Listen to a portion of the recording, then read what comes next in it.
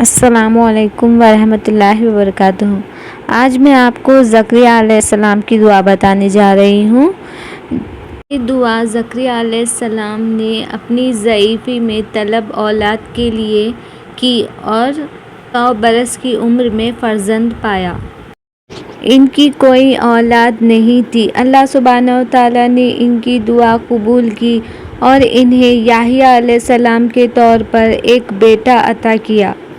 میں انگلش اور اردو ترجمے کے ساتھ یہ دعا بتانے جا رہی ہوں، میرا ویڈیو اینڈ تک دیکھیں، دوسروں تک پہنچائیں۔ اعوذ باللہ من الشیطان الرجیم۔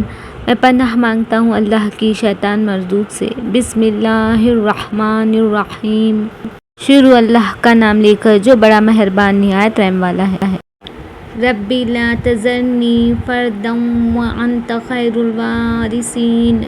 ترجمہ: اے میرے پروردگار، مجھ کو اکیلا یعنی بے اولاد نہ چھوڑ، اور یوں تو تو سب سے بہتر وارث ہے۔ Oh my Lord, leave me not without offspring, though thou art the best of inheritors۔ Video اچھا لگے تو لائک، شیئر، سبسکرائب ضرور کریں اور یہ ویڈیو دوسروں تک بھی پہنچائیے تاکہ انہیں بھی فائدہ پہنچے۔